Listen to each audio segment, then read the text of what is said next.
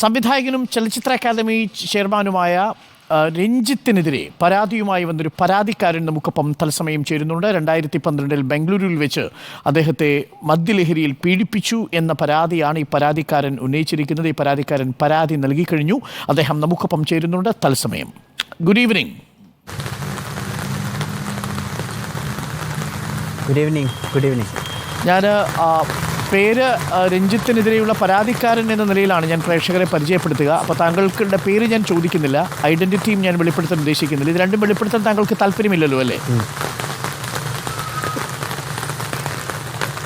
ഇല്ല, ഓൾറെഡി എൻ്റെ പേരും എൻ്റെ ഫോട്ടോയും മാധ്യമത്തിൽ വന്നതുകൊണ്ട് എനിക്ക് കുഴപ്പമില്ല. എൻ്റെ പേര് പറയുന്നതിൽ എനിക്ക് കുഴപ്പമില്ലെന്ന് ഞാൻ വിചാരിക്കുന്നു. താങ്കളുടെ പേരെന്താണ്? എൻ്റെ പേര് സജീർ ഇപ്പോൾ ഒരു സ്ഥാപനത്തിലെ ഒരു ഹോട്ടൽ ജീവനക്കാരനാണല്ലേ? അതെ, ഞാൻ കാലിക്കറ്റിലെ ഒരു 5 സ്റ്റാർ ഹോട്ടലിൽ ഗസ്റ്റ് റിലേഷൻ മാനേജറായിട്ട് വർക്ക് ചെയ്യുന്നത്. ഈ സംഭവം നടന്നത് 2012-ലാണ്. സജീർ ക്യൂർ കമ്മ്യൂണിറ്റിയിൽ അംഗമാണോ? ഇല്ല, ഞാൻ QR കമ്മ്യൂണിറ്റി അംഗമല്ല. ഓക്കെ. സജീർ, 2012 ബംഗളൂരുവിൽ വെച്ചാണ് ഈ സംഭവം നടക്കുന്നത് അല്ലേ? അതെ. താങ്കൾ എങ്ങനെയാണ് ബാംഗ്ലൂരിൽ എത്തിപ്പെട്ടത്? താങ്കൾ ബാംഗ്ലൂരിലായിരുന്നു അന്ന് താമസം? അല്ല, ഞാനത് ആക്ച്വലി ഞാൻ ഈ സ്റ്റോറി ഓൾറെഡി ഞാനത് എക്സ്പ്ലെയിൻ ചെയ്ത് ഇന്നലെ നമ്മൾ മാധ്യമങ്ങളോട് ഞാൻ പറഞ്ഞതാണ്.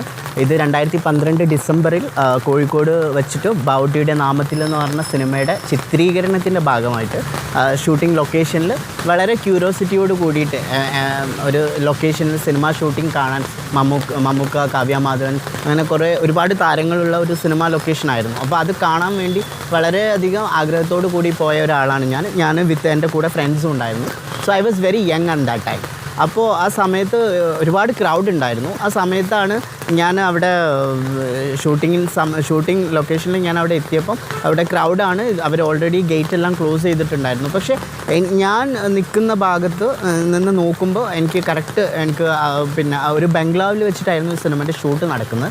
അപ്പോൾ രഞ്ജിത്ത്, മമ്മൂട്ടി എല്ലാവരും അവിടെ നിൽക്കുന്നുണ്ടായിരുന്നു. സോ അവർക്ക് എന്നെ നല്ലോണം ആൾക്കൂട്ടത്തെ നല്ലോണം അവർക്ക് കാണാൻ പറ്റുന്നുണ്ടായിരുന്നു. അപ്പോൾ ആ സമയത്ത് ഒരു പ്രൊഡക്ഷൻ കൺട്രോളർ എന്നെ ഇങ്ങനെ നോക്കുന്നുണ്ടായിരുന്നു.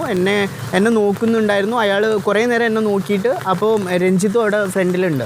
അപ്പോൾ എന്നെ നോക്കുന്ന സമയത്ത് I was very excited because നമ്മൾ ആദ്യമായിട്ടൊരു സിനിമ മമ്മൂക്കനെ നേരിട്ട് കാണാണ്. സോ അതിൻ്റെ ആ ഒരു എക്സൈറ്റ്മെൻറ്റും കാര്യങ്ങളൊക്കെ ഉണ്ടായിരുന്നു. ദെൻ ഏജ് ഓഫ് 21, ആ സമയത്ത് വളരെ അൺമെച്യൂർഡായ ഒരു സമയമാണല്ലോ.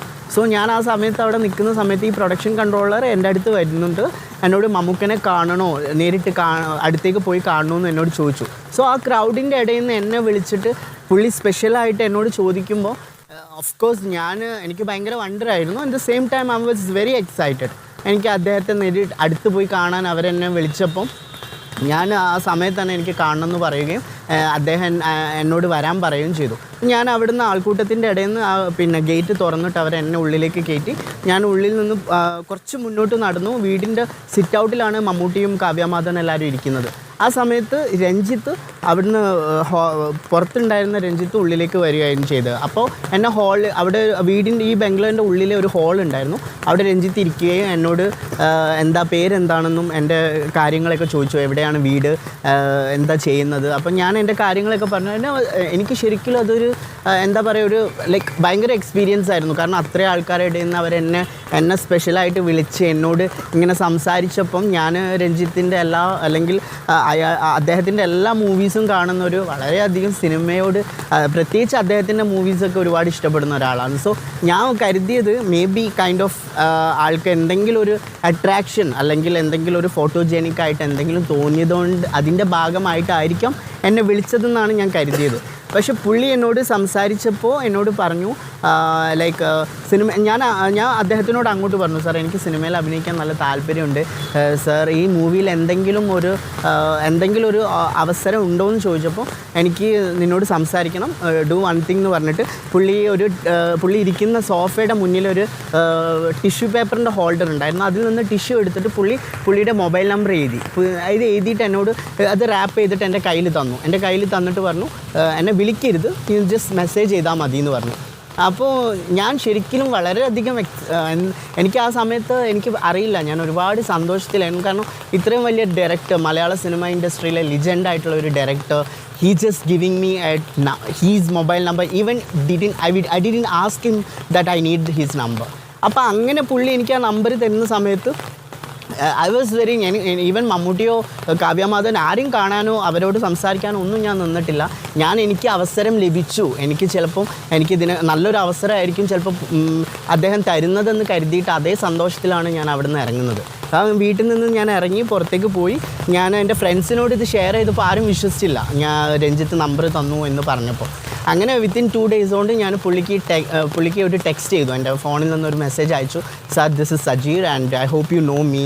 അപ്പോൾ പുള്ളി I know you, how are you എന്നൊക്കെ ചോദിച്ചു. പിന്നെ പുള്ളി പറഞ്ഞു ഒരു 2 days കൊണ്ട് ഞങ്ങൾ ബാവുട്ടിയുടെ നാമത്തിൽ സിനിമയുടെ ലൊക്കേഷൻ നമ്മൾ പാക്കപ്പ് ചെയ്യും. ഞാൻ അത് കഴിഞ്ഞാൽ ഒരു വിത്തിൻ 3 days കൊണ്ട് ഞാൻ ബാംഗ്ലൂരിലേക്ക് പോകും. So are you willing to come to Bangalore? അത് പുള്ളി എന്നോട് പറഞ്ഞപ്പോൾ ഐ വാസ് റിയലി ലൈക്ക്, എൻ്റെ മനസ്സിൽ എന്താണെന്ന് വെച്ചാൽ പുള്ളി മേ ബി ഒരു ഓഡിഷൻ ആവാം, അല്ലെങ്കിൽ കൈൻഡ് ഓഫ് ഒരു interview, I don't know whether. ഞാൻ ഓഡിഷൻ ആണെന്ന് തന്നെ കരുതിയത്. പുള്ളി എന്നോട് ബാംഗ്ലൂരിലേക്ക് എന്നെ ക്ഷണിച്ചപ്പോൾ അത് തീർച്ചയായിട്ടും ഒരു ഓഡിഷനാണ്. And it is I'm very lucky that at least Ranjith everyone knows അത്രയും പീക്ക് ലെവലിലുള്ള ഒരു ഡയറക്ടർ നമ്മളെ ബാംഗ്ലൂരിലേക്ക് വിളിക്കുന്നു. സോ ഒബ്വിയസ്ലി ഈ ഒരുപാട് സ്റ്റാർസിനെ, ന്യൂ കമേഴ്സിനെ സ്റ്റാർസ് ആക്കിയ ഒരു ഡയറക്ടറാണ്. സോ ഞാൻ ആ ഒരു ബേസിലാണ് ഞാൻ ഓക്കെ പറഞ്ഞു. ഞാൻ ബാംഗ്ലൂരിലേക്കുള്ള പോകാനുള്ള എല്ലാ തയ്യാറെടുപ്പോടു കൂടി ഞാൻ ബാംഗ്ലൂരിലേക്ക് പോയി.